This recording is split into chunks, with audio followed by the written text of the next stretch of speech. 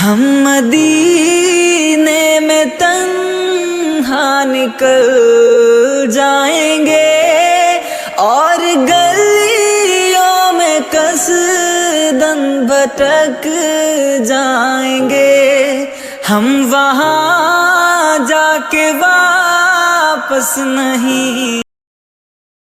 شریف اور مسلم شریف کی روایت ہے کہ بہت کثرت سے رسول اللہ صلی اللہ علیہ وسلم یہ دعا مانگا کرتے تھے۔ اکثر آپ کی زبان پر یہ دعا رہتی تھی، ربنا آتنا فی الدنیا حسنہ وفی الآخرۃ حسنہ وقنا عذاب النار۔ اور ایک یہ دعا ایسی ہے، ایسے تو قرآن پاک میں اور رسول اللہ صلی اللہ علیہ وسلم کی دعاؤں میں بہت سی ایسی جامع دعائیں ہیں کہ ایک دعا بھی اگر ہمارے حق میں قبول ہو گئی تو ہماری دنیا بھی بہتر ہو جائے گی، آخرت بھی بہتر ہو جائے گی۔ یہی ایک دعا ایسی ہے کہ اگر یہ دعا ہمارے حق میں قبول ہو جائے تو پھر کچھ اور مانگنے کی ضرورت باقی نہیں رہے گی۔ پھر جس کو دنیا کی ساری خیر مل جائے، ساری اچھی چیزیں مل جائیں اور آخرت کی ساری اچھی چیزیں مل جائیں، اب کیا رہ جائے گا اس کو؟ سب کچھ مل گیا۔ تو ہمیں بھی خوب کثرت کے ساتھ یہ دعا مانگنا چاہیے۔ ایک حدیث میں فرمایا کہ اگر رسول اللہ صلی اللہ علیہ وسلم 2 دعائیں مانگتے تھے، یعنی اتنا موقع ہے کہ صرف 2 ہی دعائیں مانگنی ہے، تو ان 2 میں سے ایک دعا یہ ہوتی تھی، ربنا آتنا فی الدنیا حسنہ وفی الآخرۃ حسنہ وقنا عذاب النار۔ تو خوب کثرت کے ساتھ ہم کو بھی یہ دعا مانگنی چاہیے۔ اب حسنہ کی تفسیر میں ہمارے ایک بزرگ ہیں حضرت مولانا حکیم اختر صاحب رحمۃ اللہ علیہ، آج اس کو زمانے طالب علمی سے بڑی محبت تھی، ان سے خیر ملاقات نہیں ہو سکی، لیکن اللہ نے ان کی اولاد سے ان کے بچے حکیم محمد مظہر صاحب دامت برکاتہ ان سے ملاقات کرا دی۔ حضرت نے حسنہ کی تفسیر میں 10 چیزیں لکھی کہ حسنہ میں 10 چیزیں شامل ہیں، تو انہی کے الفاظ میں آپ کو سناتے ہیں۔ واقعی جس کے حق میں یہ دعا قبول ہو گئی تو پھر اس کو اب کسی اور چیز کی ضرورت ہی نہیں رہ جاتی۔ علامہ آلوسی رحمۃ اللہ علیہ نے ربنا آتنا فی الدنیا حسنہ کی تفسیر میں لکھا ہے کہ دنیا میں کیا کیا چیزیں حسنہ ہیں جن کو اللہ نے مانگنے کو سکھایا ہے کہ تم ہم سے یہ مانگو کہ یا اللہ ہم کو دنیا میں حسنہ دے اور آخرت کی بھی بھلائی اور حسنہ دے۔ تو دنیا کی حسنہ میں یہ چیزیں من جملہ حسنات میں شامل ہیں۔ 10 چیزیں حضرت نے نقل فرمائی کہ یہ 10 چیزیں حسنہ کے اندر داخل ہیں، اور اللہ تعالیٰ جب فرما رہے ہیں کہ یہ چیزیں مجھ سے مانگو، اور مانگنے والوں کی اللہ تعریف فرما رہے ہیں کہ مجھ سے جو یہ بندے مانگتے ہیں وہ بڑے نصیب والے ہیں، تو پھر اللہ تعالیٰ قبول بھی کریں گے۔ جیسے کوئی سخی آدمی دنیا میں کوئی کریم انسان ہو اور کہے کہ بھائی ان الفاظ میں مجھ سے مانگو، اور کوئی بندہ انہی الفاظ میں کوئی انسان اس سے مانگے تو وہ ضرور دیتا ہے۔ ایسا نہیں کہنے کے بعد انکار کر دے۔ اللہ تو سخیوں کے سخی ہے، کریموں کے کریم ہے، وہ جب فرما رہے ہیں کہ ان الفاظ میں مجھ سے مانگو تو وہ تو ضرور عطا فرمائیں گے انشاءاللہ۔ فرمایا کہ دنیا کی حسنہ میں کون کون سی 10 چیزیں شامل ہیں؟ نمبر 1 العافیت والکفاف، عافیت اور غیر محتاجگی۔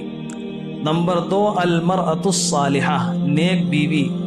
نمبر 3 الاولاد الابرار، نیک اولاد۔ نمبر 4 المال الصالح، حلال اور پاکیزہ روزی۔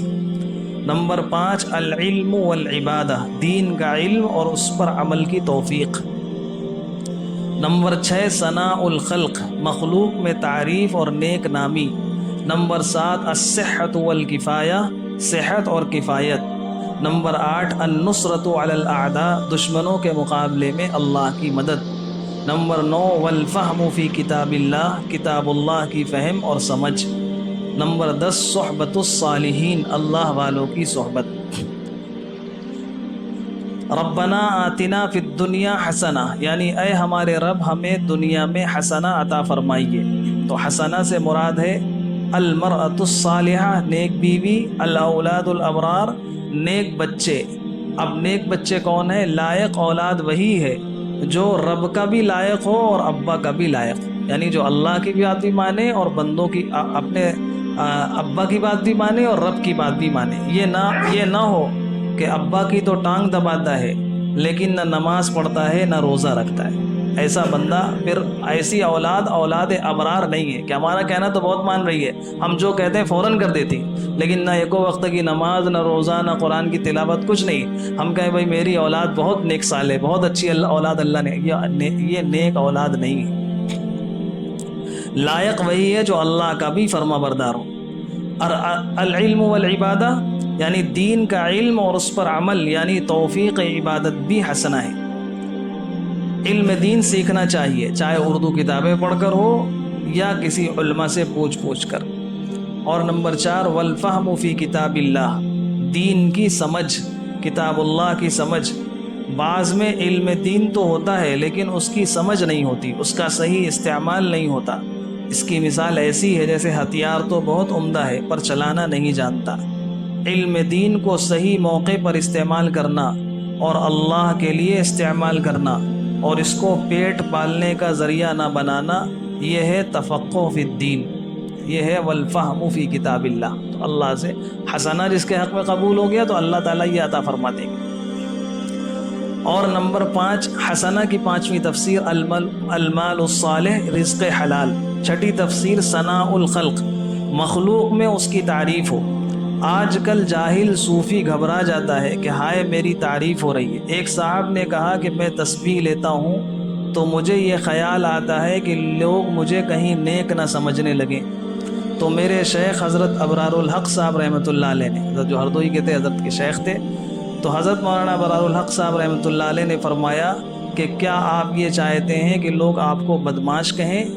یعنی کہتے تسبیح لیں گے تو لوگ سمجھیں گے بہت نیک ہے تو اس لیے تسبیح نہیں لیتے. تو حضرت نے فرمایا کہ آپ یہ سمجھتے ہیں کہ لوگ آپ کو چور و چکا بدماش کہیں؟ ارے بھائی اگر لوگ نیک کہتے ہیں تو شکر کرو، بس تم اپنے کو نیک مت سمجھو. یہ ہے، اگر کوئی نیک سمجھتا ہے تو سمجھنے دو، یہ اچھی چیز ہے. ہاں خود ہم اپنے آپ کو نیک نہ سمجھیں. مخلوق میں اگر تعریف ہوتی ہے تو ہونے دو. اپنی نظر میں حقیر ہونا مطلوب ہے اور مخلوق میں عظمت اور عزت مطلوب ہے. اور اس کی دعا سکھائی گئی، اللہ کے رسول صلی اللہ علیہ وسلم نے دعا سکھائی ہے، اللہم اجعلنی فی عینی صغیرہ وفی اعین الناس کبیرہ، کہ اے اللہ مجھے میری نگاہوں میں تو حقیر بنا، ذلیل بنا، میں اپنے کو کچھ نہ سمجھوں، لیکن وفی اعین الناس کبیرہ، لوگوں کی نگاہوں میں مجھے بڑا بنا دیجیے، باعزت بنا دیجیے. مخلوق میں تعریف ہو تو یہ حسنہ کی تفسیر ہے. پس جب مخلوق تعریف کرے تو سن کر اللہ کا شکر کرے کہ اے اللہ تو نے میرے عیبوں کو چھپا دیا اور بھلائیاں ظاہر کر دیں اور لوگوں کی نگاہوں میں میری تقریر یا تحریر کو اچھا کر دیا. ایسے وقت میں شکر کرنے سے تکبر سے بچ جائے گا. اللہ سے تکبر اللہ سے دوری کا سبب ہے اور شکر اللہ سے قربت کا سبب ہے، اللہ سے قرب ہونے کا سبب ہے، اور سبب قرب اور سبب بعد دونوں میں تضاد ہے. پس جب شکر کی کیفیت ہوگی تو کبھی تکبر پاس نہیں پھٹکے گا.